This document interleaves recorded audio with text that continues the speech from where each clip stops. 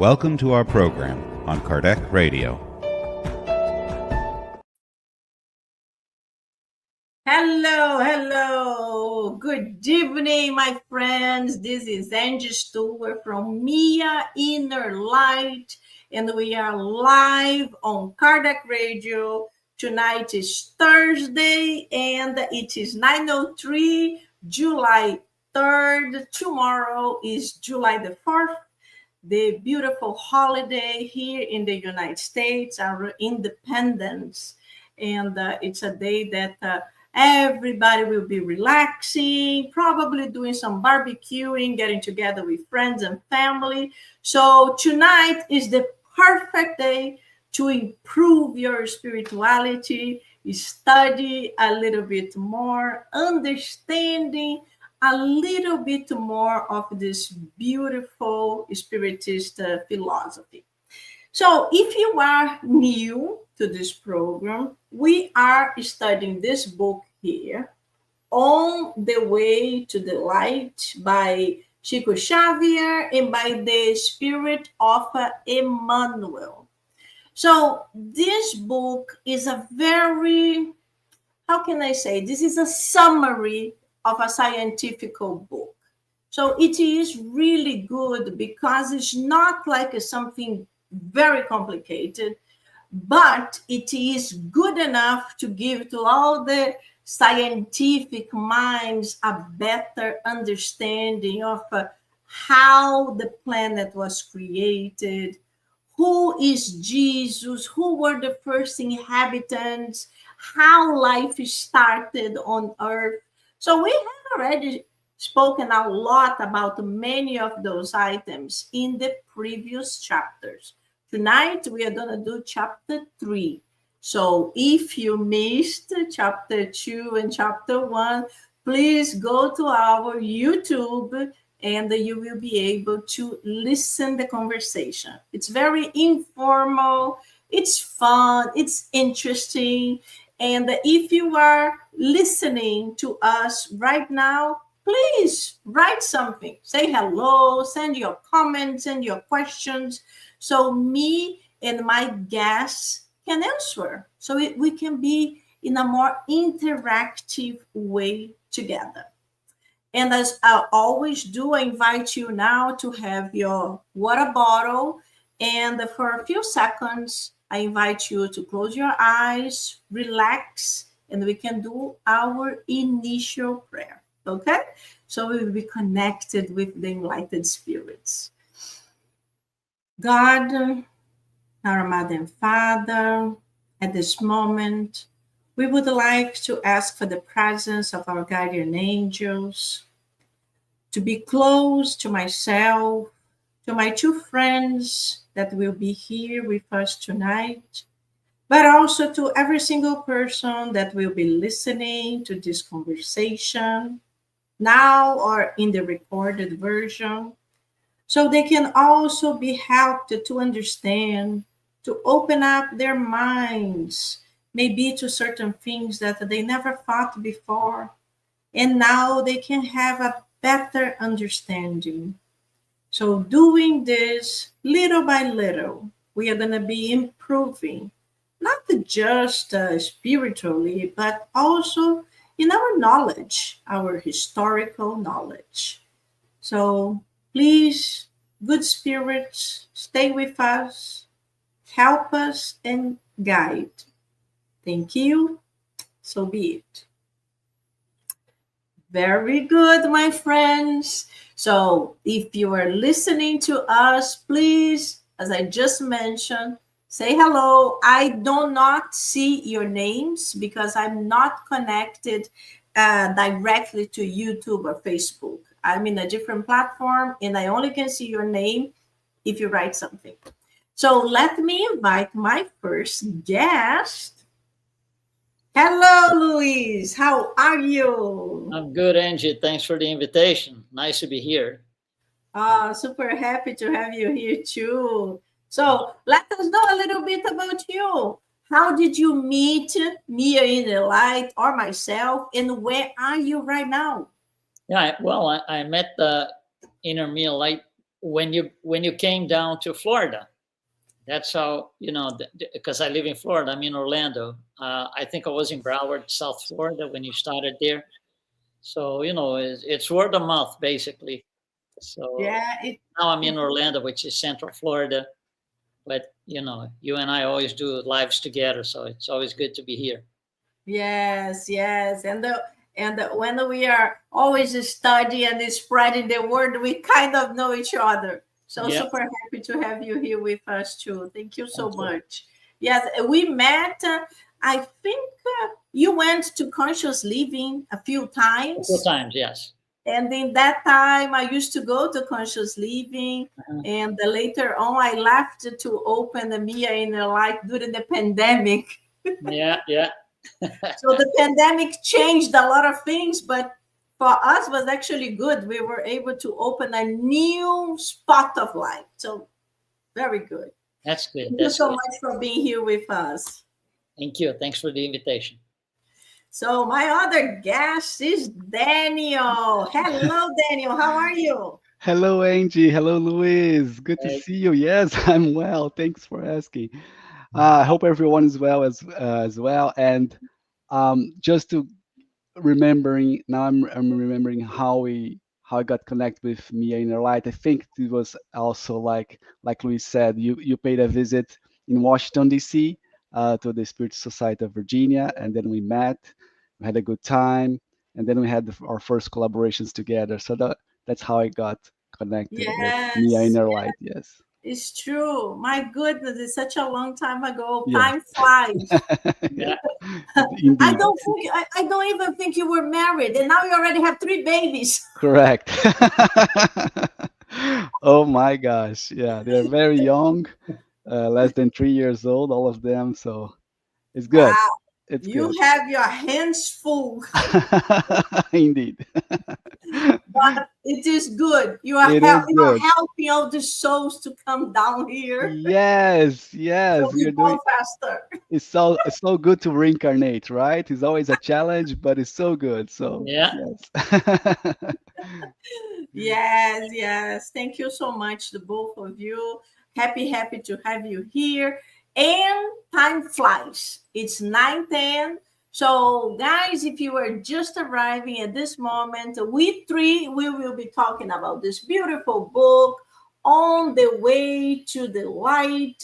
It was written by the spirit of Emmanuel, and the medium was Chico Xavier, the famous Brazilian medium who wrote over 400 books. So if you never heard of Chico Xavier, please Google. You will find amazing things about it, including movies about his life.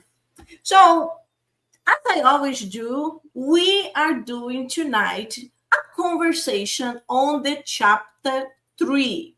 So if you missed chapter 1 and 2, just go to our YouTube. You can find the recording. And tonight, the chapter 3, the title is The Adamic Races. And as I always do, I will read a tiny little bit and we will start talking. But I really want to invite you to not just listen, to put your comments, put your questions, and we will be answering. I just see some of our friends here. Hello, Juan. Nice to see you. So, Juan is just saying here, good evening, you all. Then I also see Breno from OZ 1975 is saying, yes, indeed. I think he was talking about the kids coming to Earth. So let us understand, yes, indeed, what? So in the meantime, the first portion we're going to be talking about is the Capella system. So if you've never heard about the Capella system, Google. It is another type of solar system. It's not our solar system. It's another one. And a lot of enlightened spirits live there. But then a lot of spirits from there came to Earth. And we will be talking about a little bit why they came to Earth. So let's go. I will read a little bit. The Capella system. On the zodiacal charts that Earth's astronomers pore over in their studies, one may observe a large star called the Goat or Capella in the constellation Auriga, the charioteer. And then there is an explanation here. Capella is the brightest star in the constellation Auriga, the charioteer. Capella is in Latin word for nanny goat, and this lovely star is often called the goat star. So this is interesting. And then it continues, a magnificent sun amongst the stars closest to us. Capella too is accompanied by its family of worlds, singing the divine glories of the unlimited as it travels through the infinite. Based on the regular distance between Capella and our planet, its light takes about 42 years to reach the Earth, traveling approximately 300,000 kilometers per second through space. My goodness. Let me repeat this. 300, wait, let's go back. The light from Capella to Earth takes 42 years to reach our planet, traveling at around 300,000 kilometers per second through space. So when you think that a plane, or airplane, a normal airplane, takes around 900 travels around 900 kilometers per hour, you think about this one, 300,000 by second. And takes 42 years. 42 years. That's crazy. So this is just for us to understand the distance and how difficult it is for us with the technology that we have right now to reach to this planet. And we don't know, maybe they are able to reach here, but you can just think how difficult it is, how advanced it would require to have some kind of a spaceship to be able to sustain that distance. Who knows what is the future? Anyway, I already said a lot. My friends, any curiosity or anything you would like to mention in this first topic before we move on? Yeah, Capella is this 42 light years away from the Earth. That's how it's measured. 300,000 kilometers per second is the speed of light. So it's 42 light years away, which for us is something like we cannot even grasp the idea. It's too much. However, for spirits, it's no big deal. They can be there or here, just like that. Yes. Yeah. And for me, it's very interesting how, first of all, it's when somebody reads that and understands the background of Chico Xavier and how hard would be for anyone to, without proper, education, because as we know, Chico had just little. I think he went to school until fourth series in Brazil, which is about coming from until maybe 10 or 11 years old in the school, and he writes about Auriga, charioteer, the speed of light, concepts that's so hard for anyone to know it back then when he was writing this, right? So it's very clear the mediumship of Chico. This is the first thing that comes into my mind. The second one was not only that, but even for experts in the field all the time, up to a few years ago, Capella was believed to be a solar system without planets. And just now, they were proven that there are planets around Capella. So back then, even if there was astronomers, they would say, "Oh, but this is wrong because there are no planets around Capella." From what from the technology that we have, we can see Capella very well, and there are no planets over there. And now the science tells no, it's true. We have planets around the Star of Capella. Yeah. Therefore, it's amazing, just this very straightforward paragraph that Emmanuel starts, but how much condensed the information is. Yeah, the book was channeled in 1939. Can you imagine? Yeah.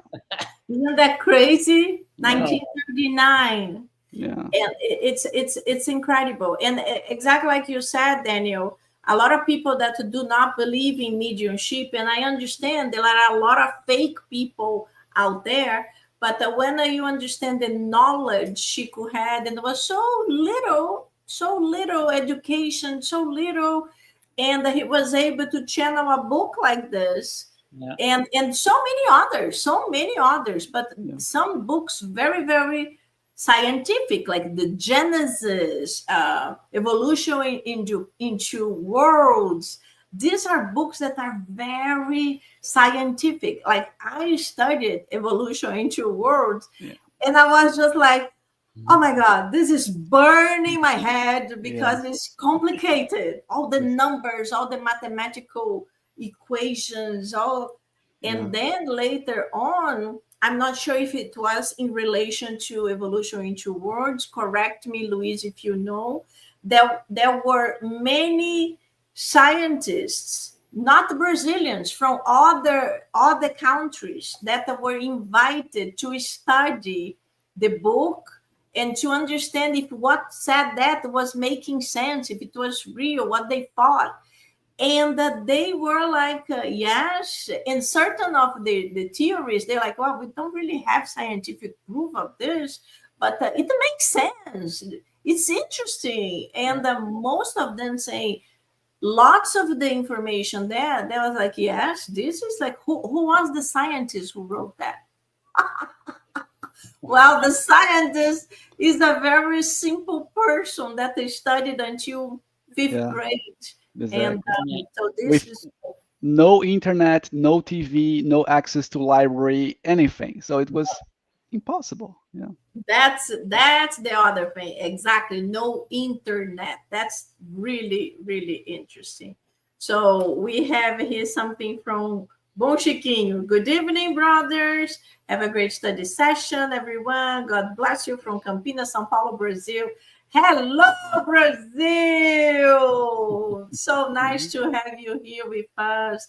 Thank you so much. Bom Chiquinho. I see that you really love Chico Xavier. You have to be here to help us out.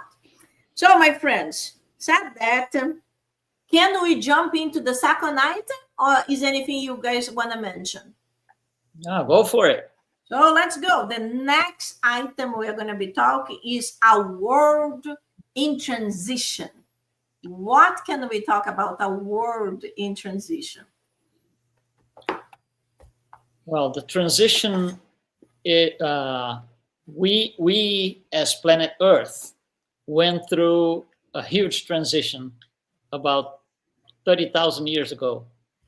And that's when everything starts. And this transition is very long.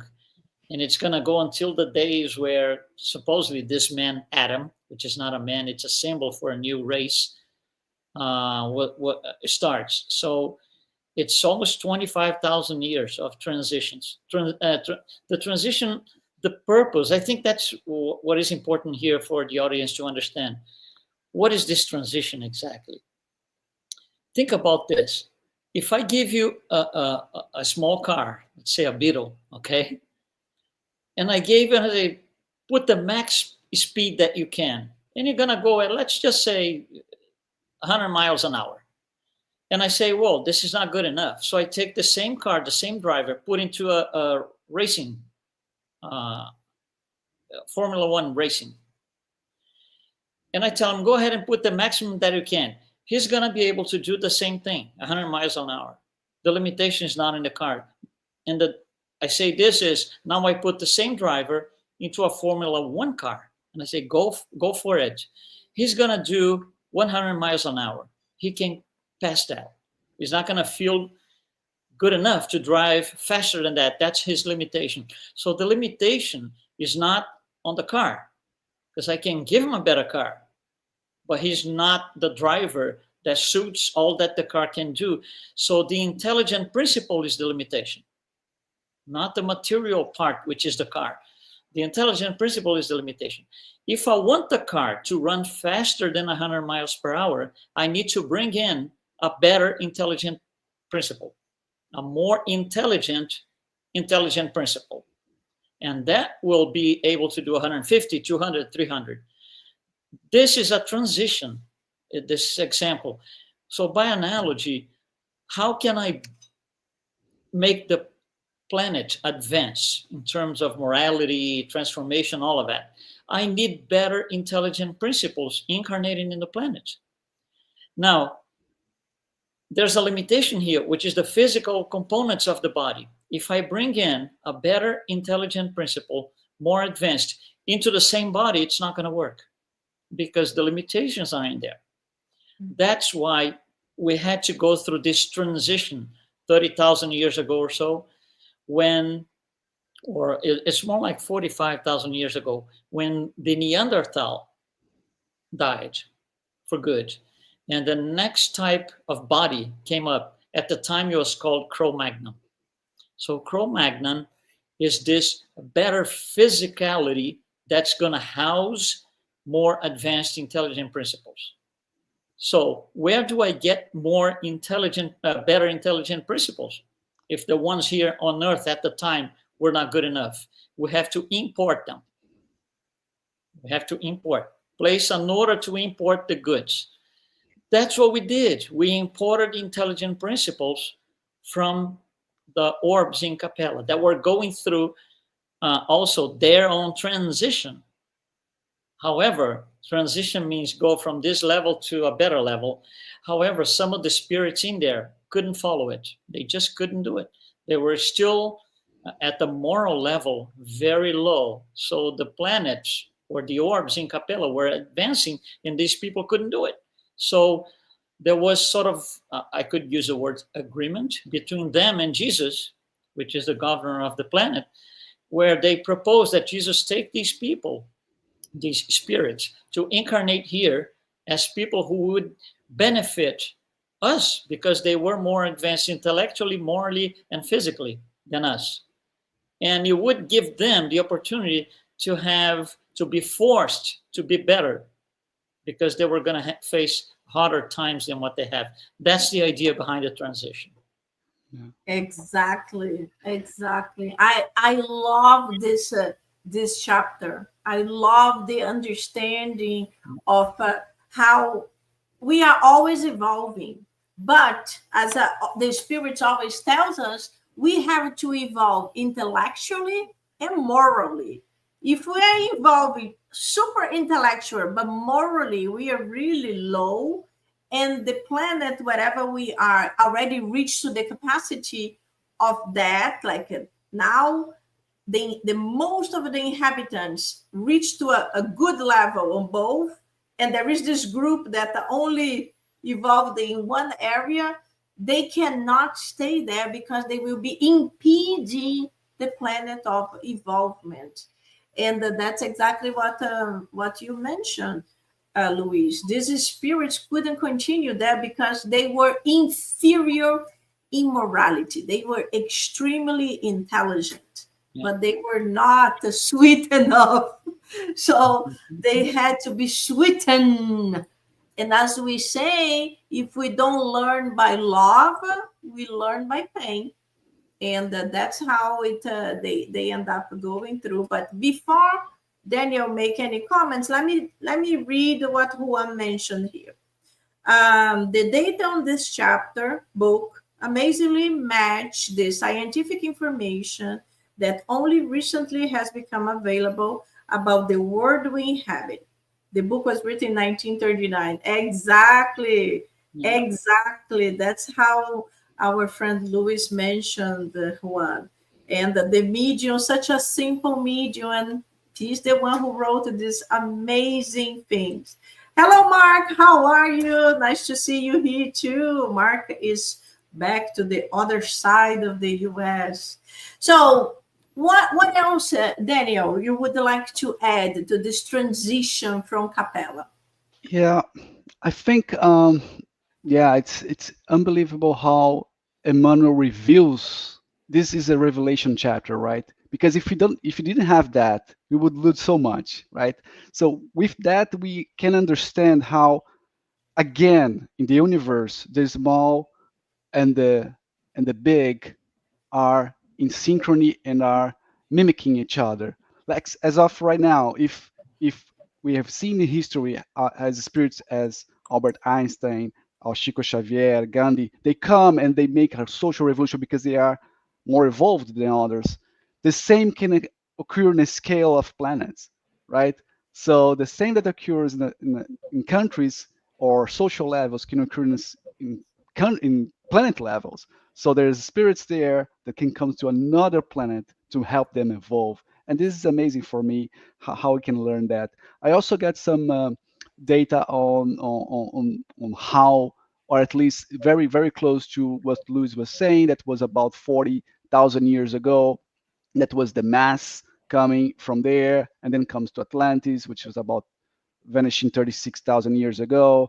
And I believe that the formation of the four big um, um, centers that we will be talking later on in this chapter about the Hindus, the Abrahamic and the Egypt, and also the Adamic for Europe. All of these are being formed 10,000 years ago.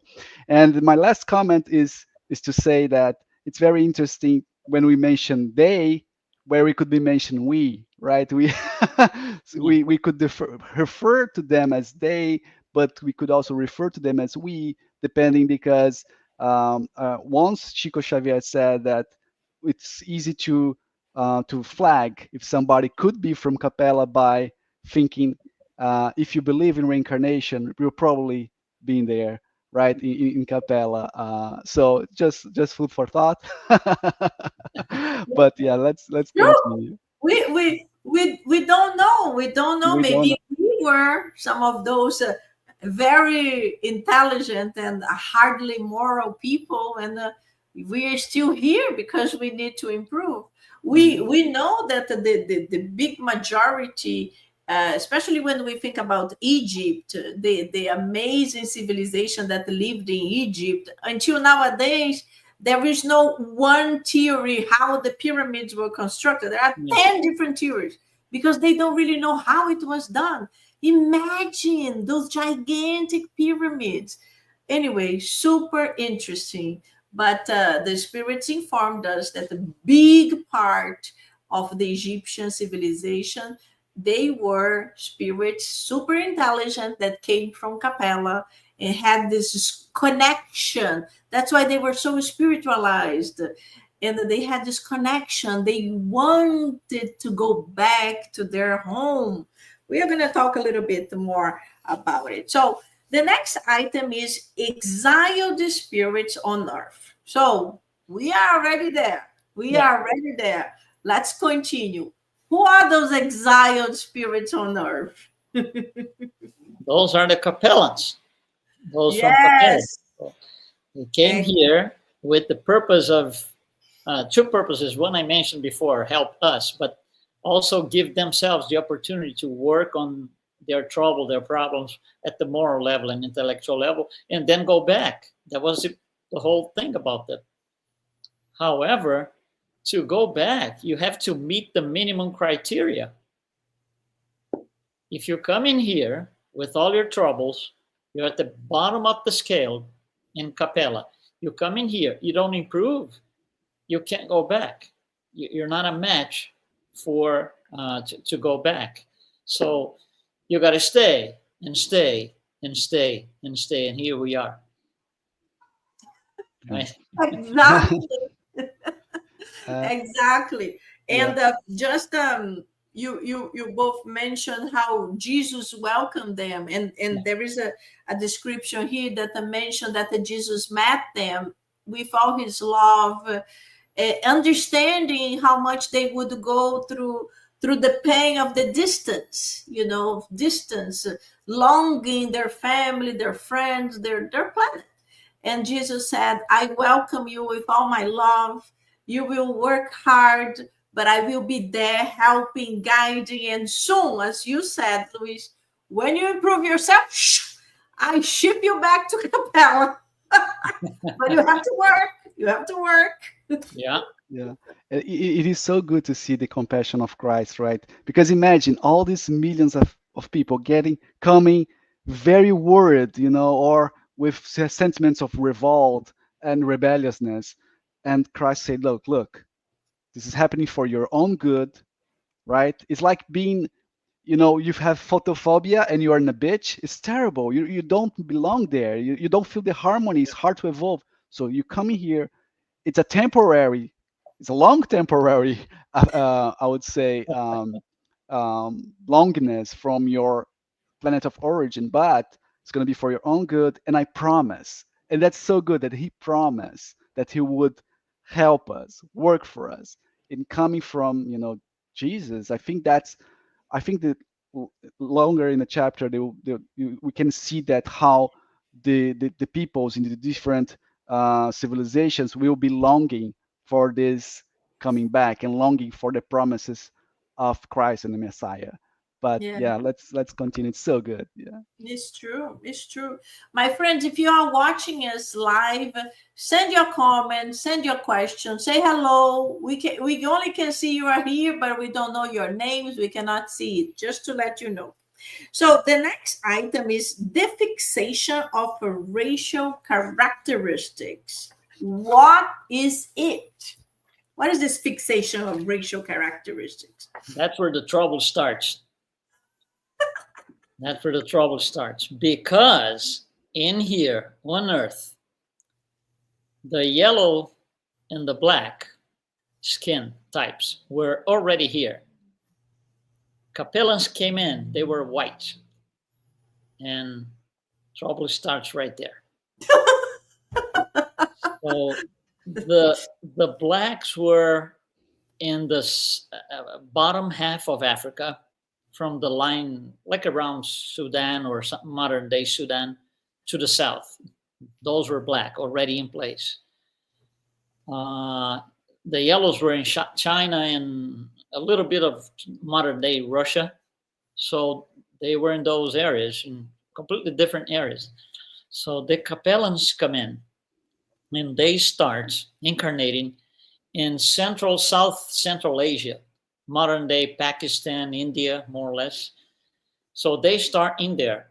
And if you think about the map, the world map, they start going, or I'm going to use the word walking, to west, towards modern day Europe. Now, we're not talking about walking a group of people. We're talking about generations and generations. So one person is here and the entire life they walk, let's say 500 kilometers, if that much. And then the next generation comes up, they go another 500 kilometers and so. So we're talking about thousands and thousands of years for this thing to happen. So these people travel or they go towards Europe facing other people that were in place. So when they face other people approaching modern day Europe, they would just think that the land was theirs. So I'm going to establish my clan right here. But there's some people, no, you get out. It's me now. That's not very nice. But that's Capellans at the bottom of the scale. Those are the Capellans at the bottom of the scale. Any coincidence with 2025? Get out, this is mine. Yeah. You see why we're here? It's no different. It's no different. So they face each other. And so the entire populating Europe was war after war after war of different sizes and types. But it was fighting all the time throughout thousands of years. So they could make all the way to the Western Europe, which is modern day Portugal, fighting all over the place. So, and in interacting, and if they go south, they're going to face the Egyptians, which were black. So you see, all of these things, all these movements created what we see still today 40,000 years later. And that's all because morality, it's still almost at the same level that it was. Yes. So. Yes, that's how the spirits, they mention that it is so much easier for humans to develop intellectuality than morality. And then we think, no. When we think, yes, it's so much easier. When we think about in the last couple of years, the amount of development in our internet, in all the equipment, in every single thing in technology, it's just like incredible. It's incredible. Yeah. But when we think about moral, in the moral side, it's like now internet allows us to find out little things that happen in the other side of the planet in a split second. Yeah. And then we also start seeing these horrible crimes that we are like, my God, it's 2025. How this type of thing is still happening? So we see how difficult it is to really evolve in the moral side. And then we move on to the origin of the white races. Mm-hmm. So that's exactly where you are, Luis, talking about the origin of the white races. Yeah, Daniel wants to add something. Go ahead, Daniel. Well, no, it's just I think as we talk about that, we have to think also how the transition occur between worlds, right? Besides the distance, our perispirit is formed by the materials which are in the planet, right? And we have to assume that the materials which are in the planet in this system of Capella are not exactly the same the ones are here, right? Therefore, what comes is the spirit, doesn't the perispirit. The perispirit stays with the planet, and the spirit comes, and therefore the perispirit is formed here with the materials here, right? Mm-hmm. And also because in their home planet, they also have their races, their languages, and their culture, and this continues. That's why we're going to be seeing in a little bit about the formation of the four big cultures. But when they come, they split in some of them, and one of them is the white, right? Because as they are being prepared and being started to reincarnate, one of them is the Aryans, right? Which are, as Luis mentioned, the ones who are technologically more evolved, but morally not so much. They don't have much. Also, they easily forgot about the promise of the Christ and started to, with the same mindset of conquer that they previous had. So I think that's my 2 cents here on this part. Yes. Yeah. No, I was going to say, I was going to just take it from where you left. Exactly. And as they go moving to the left, to west, you said exactly what it is. They were 4 races in there. These white people from the Capellans, they had their 4 races in there. So when they land here, the same thing happens. They divide themselves in 4 races here because of affinity that they already had as spirits and souls in Capella. So what we are going to see here is 4 races coming from Capella and going to different geographical areas, 4 of them. And that's how it all starts for the white races. So some of them stay where they started, which is India, Pakistan, in Asia, South Asia. If you think about the map, if you start going west, to Palestine, the Israelis, or those who are going to form Israel, they stop in there. They said, this is already good for us. The rest of the group continues. Some go further west and south a little bit, where modern day Egypt, they stay in there. And those are the most advanced of the 4 races, by the way. And some others keep going. They pass, they go to modern day Europe, all the way to Portugal. And those were the fighters. These were the ones who had more trouble staying. They were those revolt, and they didn't like the idea of coming down here. They wanted to stay home.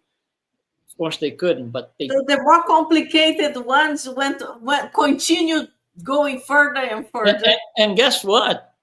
From Europe, they're going to populate the Americas. Imagine, from Portugal, they went to Brazil. Well, but from England and places in Europe, they came to the North America as well. The Spaniards. Yeah. So we're all here now. Yeah, we're all mixed up. And we're still saying, this is mine. Yeah. Take your hands off. This is mine. It is true. It is true. That's why I remember Divaldo Franco, the Brazilian medium who recently discarnated. If you haven't heard of Divaldo Franco, he also is the one that when Europe started receiving a lot of African parts of the African population, Divaldo used to say, oh, that's what they expelled in the past. Now they are receiving back. Yeah. And that's how it works, comes and goes.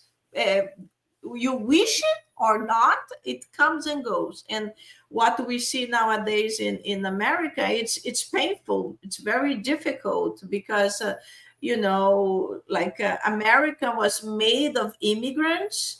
And now we have seen every single thing is being created now, is being modified, the police, everything, to expel as many immigrants as possible. I know they are saying, oh, it's focused on the bad ones. But unfortunately, if one bad one is living with other hundreds, everybody is going. And it is something that's so sad, and it's so stressful for a very large piece of population in the United States. But we are actually already talking about the 4 groups of people. We are already there. We are moving. So what else can we talk about this 4 group of 4 great peoples? I think that's worth mentioning that out of the 4, the ones that went to Egypt, in here they were the Egyptians. They did everything that you said, the pyramids and everything. They left, and no trail whatsoever, no documentation. We can't figure out how they did it. And they were the ones to go back first because they were the more advanced of the 4 races. So they quickly were able to redo their moral standards and their intellectuality. They went back 11,000 years after that. They were done. That's why we don't have any traces. We don't have anything written. This is how we did it, because they were more advanced, a lot more advanced intelligences than we can figure out still today. So, and the others were in here. They had to stay because they didn't meet the criteria. Yes. To go back. So the others went throughout Europe, and from there they come to the Americas and South and North America and so. But the Egyptians, I think it's worth mentioning, they left without no traces. We have no traces of what they did because they left and went back home. Yes, exactly. It's their merit.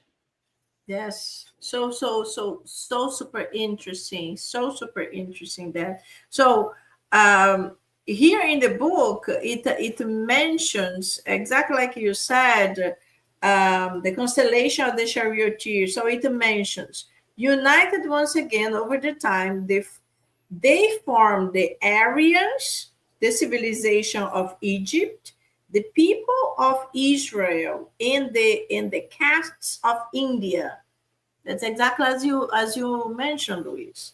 And then he continues, from the Aryans descended most of the white people of the Indo-European family. In the lineage of one must include the Latins, the Celts, and Greeks.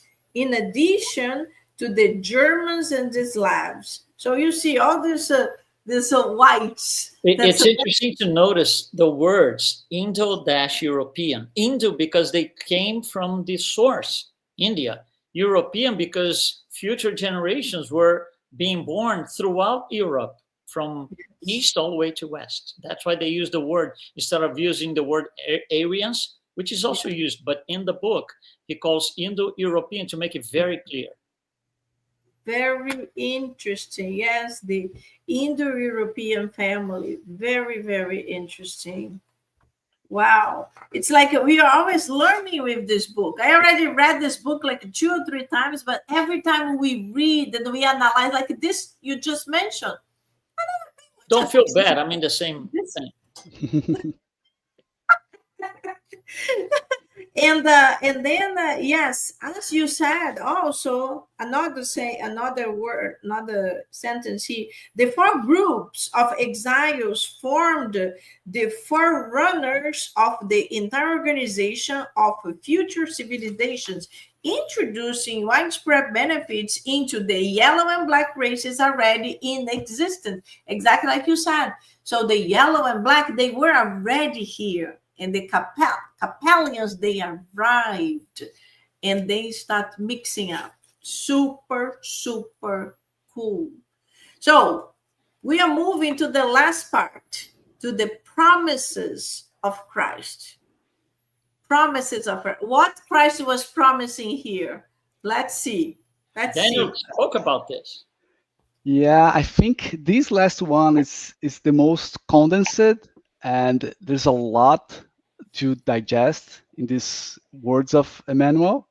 For instance, I think it's interesting to read some parts of it. I think I'll read. Let's see. Yeah, having heard the word of the divine masters before settling on earth, the academic races in their resilient groups kept the memory of the promises of the Christ, who in turn strengthened them, arming the masses by periodically sending them his missionaries and messengers. So here we can, as we see in history, Buddha, Krishna, Confucius, Socrates, Zoroaster, Malachias, Isaiah, all of them in all these 4 races were announcing, they were prophets, and they were talking about somebody who would come and would change everything, and everyone with its own terms, right? And they were, if not that, they were the ones who are changing, making a lot of changes. They were super evolved spirits aligned with Jesus, who came before to get the environment ready for when Jesus had to come. Another part of this, close to the end, it says, Emmanuel says, however, even though one day emerge in the world as joy of all the sad and providence of all the infortunate, to Jesus' strong shadow, the Son of God in all circumstance, it will be the verb of the light and the love from the principle, who descend are the mixed in the dust of suns, rolling at infinity, which is super poetic, beautiful. But what I can understand from here is, look, he was saying that what is this just as strong shadow that he mentions? He mentions that it is about the genealogy of Jesus, meaning for Jesus to come, it's necessary a long process of preparation, right? So he could come in flesh, because as I can imagine, Jesus and Emmanuel gives us a grasp of how big Jesus is, because it shows his communion with God when it says that would be the verb of light and love from the principle.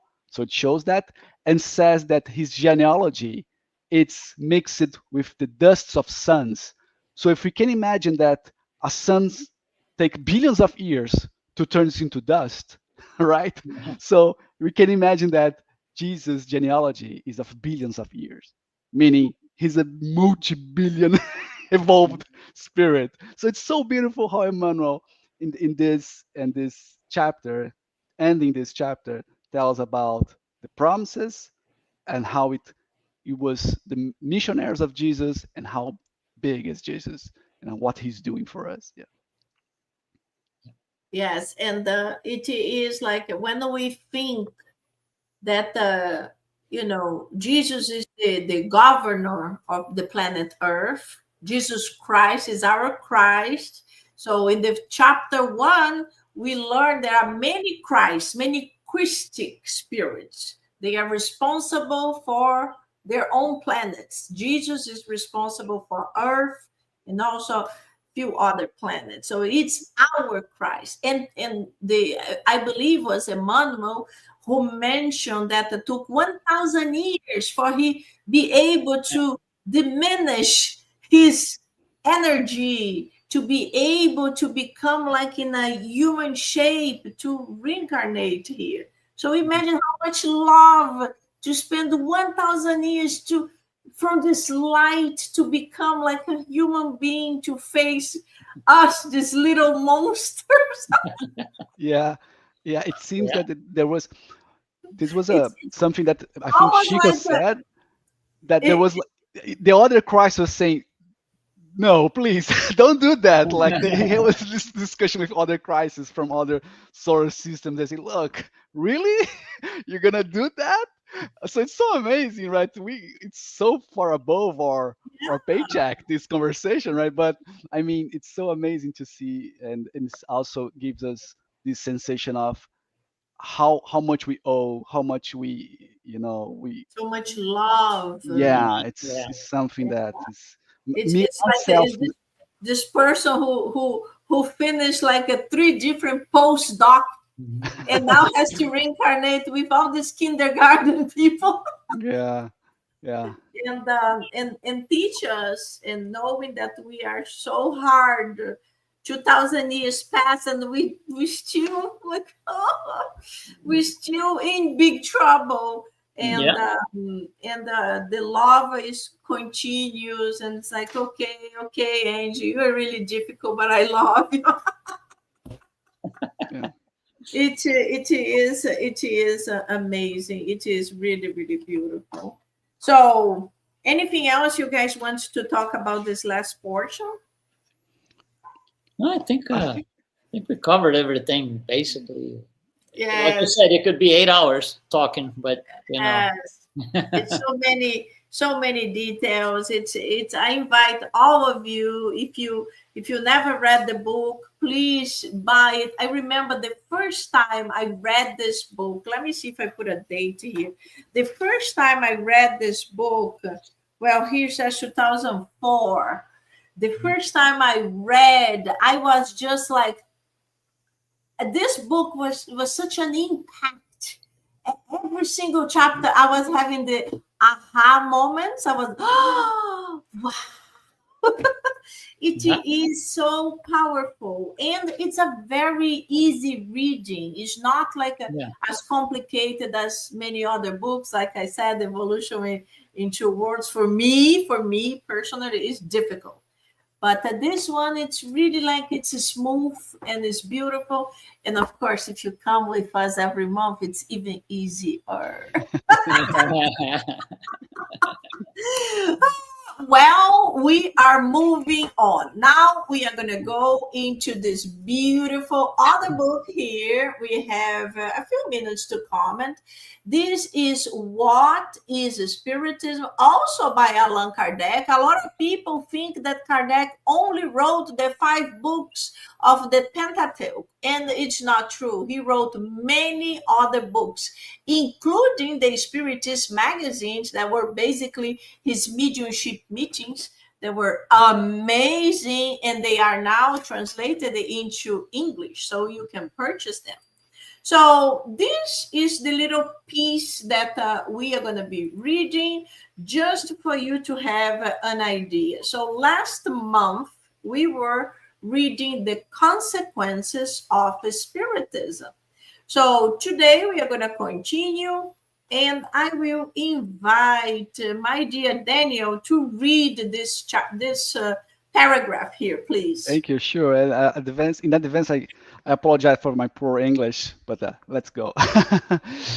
Certainty about the future life and its consequences completely changes the order of people's ideas and enables them to see matters from a different perspective.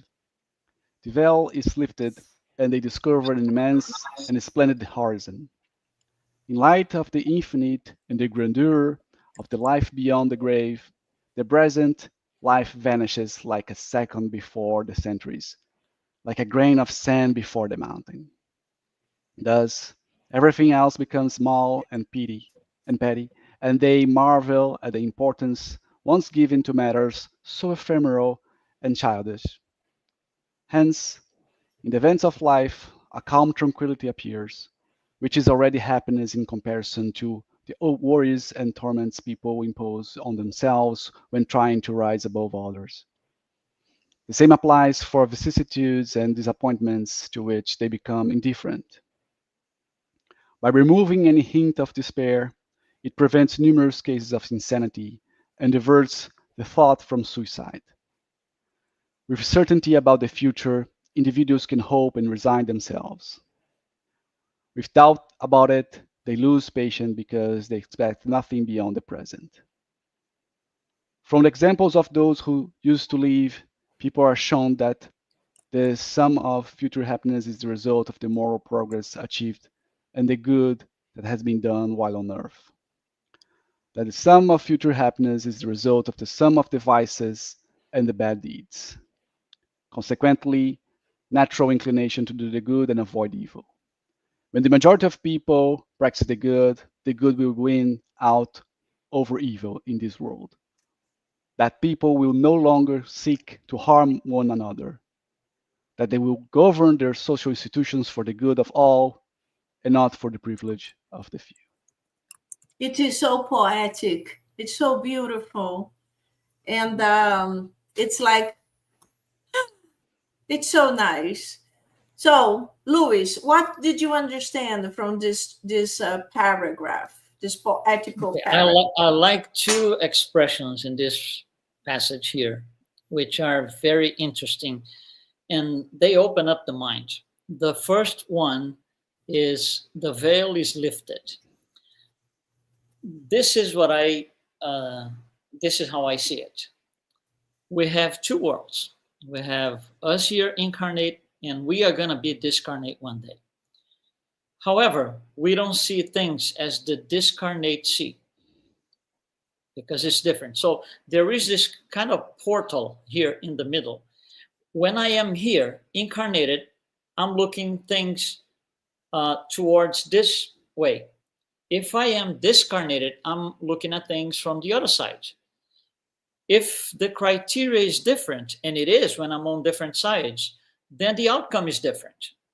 So what's Spiritism is this portal here that without me being discarnated, it takes me from one side, incarnated, and puts me on the other side, discarnated. So I can think and apply logic to my life from the other side. From the other side. So that's what I understand as the veil is lifted, because we are granted the ability to be on the other side without dying. We don't have to die to be on the other side. And how come is that? Because if somebody comes from the other side to tell me what it is, that's it. That's enough. And we have tons of spirits that, had mediums channeling their books and information and all of that. So this idea of the veil is lifted. That's what Spiritism does by, allowing me to cross the portal without dying, without having to wait for the end of my life. Exactly. So I can go back and forth, back and forth, back and forth as needed. And every time I come back, so I go live as, quote, discarnate. And I come back. When I come back, I'm better. I'm better because I'm looking at things differently. And that's why in the text it says, we see nothing beyond the present. Because we are in one side of the portal. As incarnates, as regular incarnate people, we cannot cross the portal. Yes. However, we have people bringing the information from the other side of the portal to help us be morally better. Like it says, not to harm each other and so and so and so. To be better people, to work on good, not evil. Why? Because when I am on the other side of the portal, it's going to make a lot of sense. Exactly. Here, And A lot of Americans that I encounter, not just Americans, a lot of people that I encounter say, "Oh, but the dead people, they never came from the other side to say how it is there." And I'm like, "What? For you, baby? For me, yes, many times." Yeah. And I said, listen, Spiritism is about that. It's about communicability Right. with the spirits. It's not a joke. We don't evoke any spirits, but yes, they come. They come for their own wish in the mediumistic sessions, and they come to tell how they are in pain in the other side, consequences of bad deeds, or sometimes how they are happy because they finally understood. They had to move on, they had to forgive, they have to do so many things. So yes, there is life in the other side, and we are so happy, we are so, I can't even say lucky, to be able to discover this beautiful philosophy that helps us to understand the other side. So for us, the veil was already lifted. We already taking a peek and understanding how we will be in the other side, depending on our own actions, depending on our free will. So, Luis, could you read now, and then our friend Daniel will comment a little bit. Okay. Once science recognizes this new power, unknown to it even today, it will correct a multitude of errors that have arisen from attributing everything to one sole cause, matter. With the help of Spiritist law, science's horizon will broaden, just as it broadened with the help of the law of gravity. In their lessons on classical philosophy, professors teach the existence of the soul and its attributes according to the various schools of thought, but without any material proof. Isn't it strange that now that such proofs have appeared, they are rejected and regarded as superstitious by these same professors? Aren't they telling their students, we teach you the existence of the soul, but there is nothing that proves it? When a scholar transmits a theory on a scientific matter, he or she zealously seeks and happily gathers all the data that may prove the theory true. So how could a professor of philosophy, those duty in to prove to his or her students that they have a soul, regard the disdain the means of providing them with a patent demonstration? Let's read also 101 that it complements it. Okay. Let us say that spirits are incapable of teaching us anything that we don't already know or that we cannot find out about by ourselves. Even then, the mere proof of the spirit world's existence should be enough to bring about a revolution in thought. Now, a revolution in thought necessarily leads to a revolution in the order of things. And it is this revolution that Spiritism is preparing. Aha! Aha! So, what can we talk about this? What did you understand, Daniel? Luis, you can also complement. Yeah, so it's very good that how Kardec gives us examples and arguments very well on this subject, right? So it was a time that was really hard for Kardec because it was the separation of science and religion, right? So scientists would have this, and it's still today, will have this concern to not connect spiritual souls, anything that relates to religion, to science, because they say, look, we have to separate this.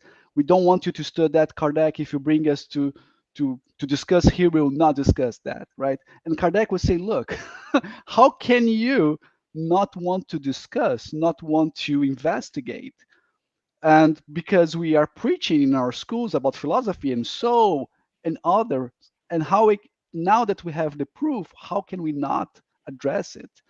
And we can see this is still today, right? For instance, here in Virginia, we have the University of Virginia, who have the division of continued perceptual studies, with more than 2,500 evidence of reincarnation just here in the US, right? Plus near-death experience. They have a lot of material here.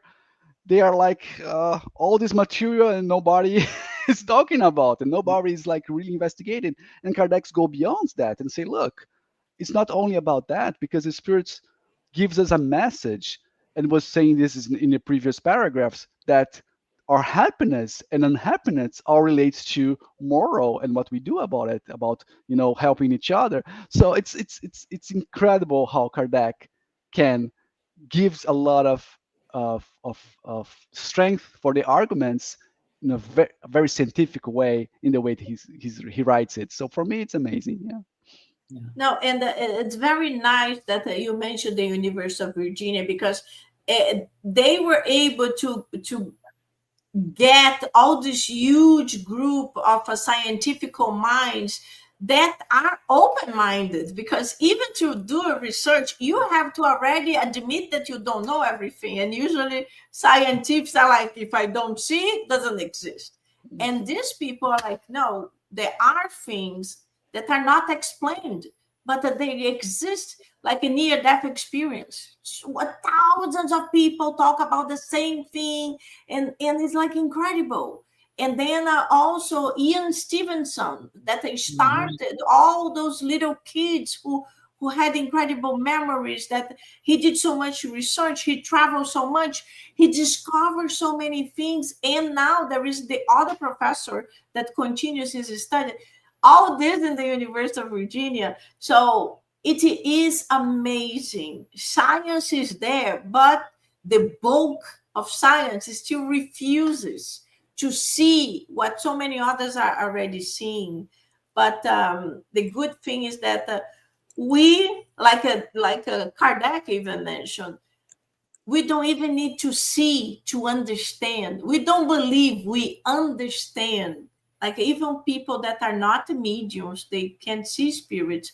They understand through research, through all the aha moments that many times we are talking about the consequences of our free will, like many of the explanations that even Chico Xavier mentioned so many times, like consequences in the physical bodies, that people that committed suicide, sometimes they reincarnate with something in their body. Chico Xavier mentioned this, and Dr. Ian Stevenson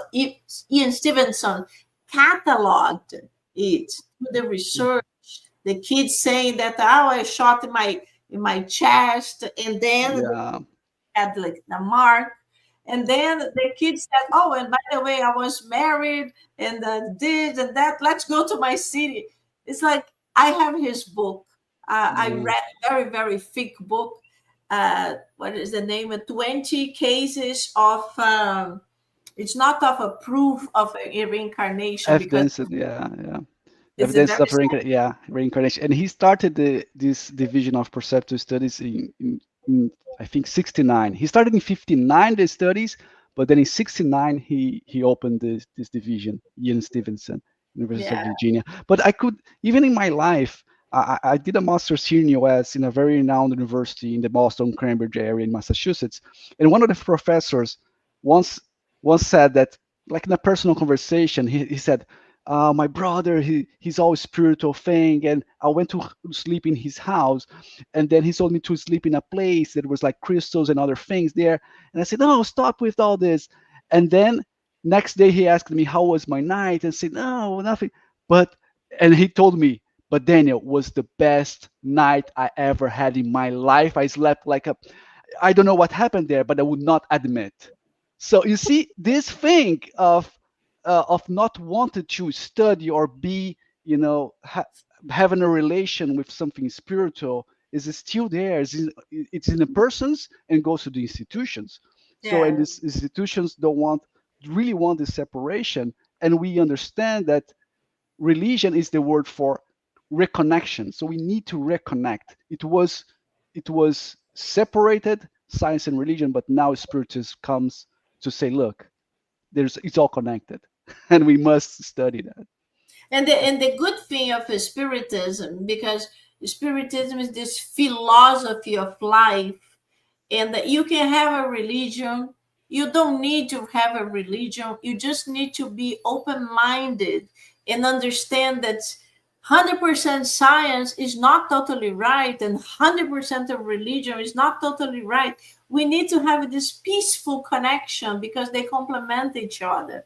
And this is the beautiful thing of Spiritism. It complements science, and science is finally opening up to understand many of the things they said we can't understand how it is. We can't explain at this moment. And then in Spiritism, we can. Let us go. I can let you know what's going on here. Oh my God, guys, we can be the whole night here. It goes on and on and on. If we don't, if we let it go. Oh, forget about it. And we talk a lot. Hey, Paulito, very nice to see you here. So I love this book, Blessed Night. I love this book too. And our friend Mark said, I love the depth of historical research and the preparation. Thank you, Mark. Thank you. Thank you so much, my friends. It was a blessed night. And I would like to invite you, Luis, to do our final prayer, please. Sure, absolutely. Thank you. Let's concentrate ourselves, our minds, into the image of Jesus. Let's feel Jesus, because if we came from Capella, he's with us. If we didn't, he's also with us. So let's thank him for the opportunity to be here, learning, going through what we have to go through to be better people, to make other people better too. Let's thank him for all the blessings that we receive in life. A lot of them we don't even recognize. For those who are in hospital beds, Jesus, please bring your fluids, your lights, so they can be comforted, that they can feel your comfort you can provide. For those in prisons, also please, Jesus, bring them your light. A lot of them are just in rebellion state, do not understand why they're even in there, that they can feel the light and the love coming from above, and it can get into their hearts, so they can start changing their lives to be better people. Thank you, Jesus, for once again being with us here during this transmission. And thank you all for, thanks also to our mentors and guides. So be it. So be it. So be it. My friends, it was awesome. Thank you so much. And just for all of you that are still listening to us, this Sunday that just passed, we had the 5th Family and Friends Spiritist Retreat here in Miami. Me and InnerLight organized. It was so much fun. It was happening at the same day in many, many states in the U.S., and I hope you can be connected and join us. We are going to be doing another one soon.